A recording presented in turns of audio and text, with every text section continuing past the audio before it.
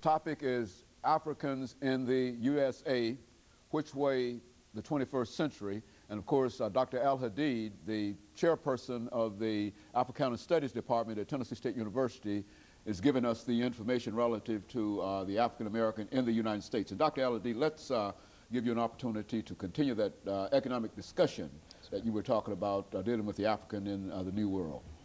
You know, the point I was making earlier is that the slave trade was basically what the economists call the period of primitive accumulation for the capitalist economic system. And it would not have been possible for the Industrial Revolution to reach the stage that it has reached now had the early capitalists or the venture capitalists not been able to invest in a trade, make those enormous profits. In some instances, they were making 200 and 300% profits. And those profits came from the fact that the labor was free. So the only thing they had to come up with some money, come up with some slave ships, take some land, establish plantations, and then just work people until they died. And so from that, they were able to establish this economic system of capitalism. So capitalism preceded that.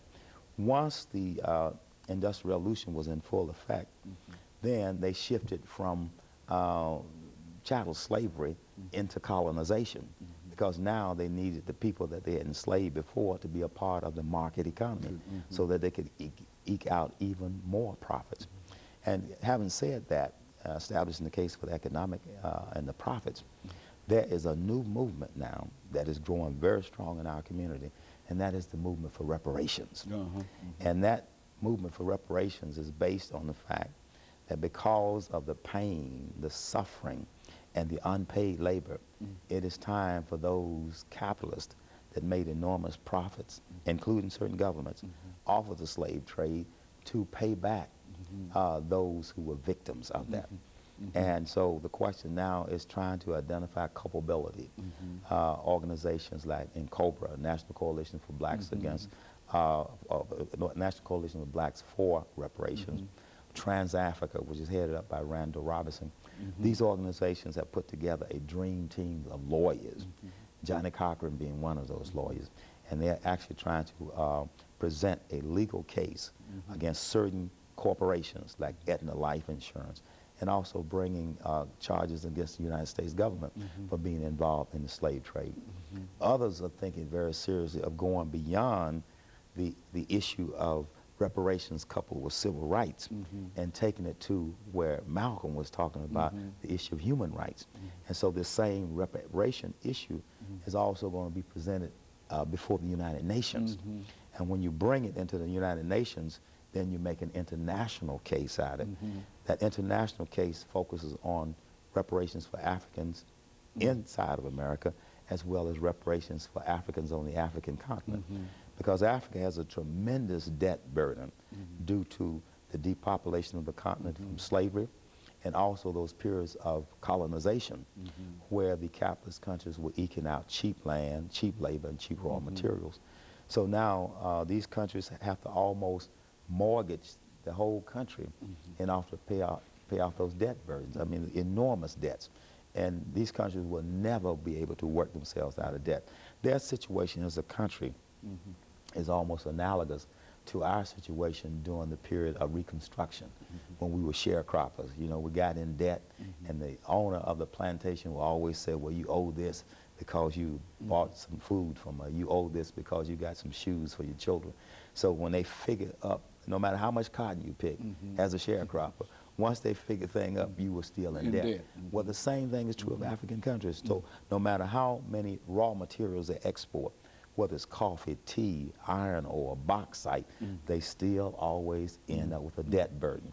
Plus the fact that you got so much corruption in a lot of these countries, so that the ruling class is siphoning off the profits that would go to develop those countries and provide adequate health care for the people.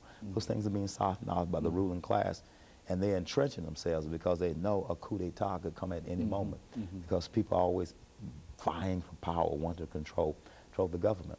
So the point I also want to make is, and when we were talking earlier about the digital divide, there have been three basic revolutions in the history of the world. The first revolution was the agricultural revolution, which established civilizations such as the Egyptian, civilization, the Babylonian, the Chaldee. So people were able to learn how to farm, till the soil, and live in one locality and develop cities. So that was the agricultural revolution. And after that agricultural revolution, which took another couple of thousand years, we had the industrial revolution, started in Manchester, England around 1750, and in the United States around 1850. Well, that industrial revolution brought about a situation where we shifted from human labor power to the labor power of machines. And it accelerated things, and the acceleration has come to the point which is our third revolution, which is the computer revolution.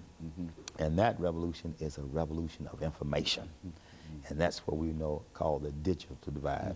The world now is being divided into those countries that industrialize and they have a lot of high-tech computer technology. And as you know, that's dividing the nations of the world as well as dividing citizens within those countries. The African-American community, because of the fact that we don't have the type of knowledge of computers, is being alienated from this technology.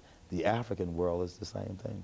So computers and industrialization are the new phenomena that are sort of separating us at this point. Dr. AAl-Hadid, and I think that all of that is quite interesting, and especially when you talk about this whole issue of reparation.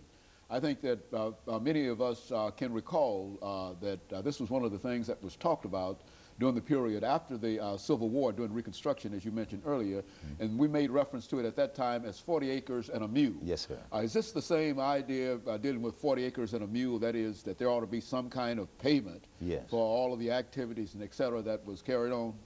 I think the whole 40 acres and a mule question certainly is our major premise. Because when the government decided that it would give 40 acres and a mule, then it says, well, we did something wrong. We were guilty of something, and we want to repay you. We want to repair the pain and suffering. But this passed through the Senate and the Congress. And the president at that time, I think it was Andrew Johnson, vetoed this issue of 40 acres and a mule. So when we talk about reparations today, we're going back to that major premise. And as you know, right here in the city of Nashville, Councilman Melvin Black introduced a resolution just for the United States government to create a commission to investigate and look in the question of reparations. And when Clinton was traveling through Africa, people asked him to apologize for slavery. He refused to do so because an apology was tantamount to a confession.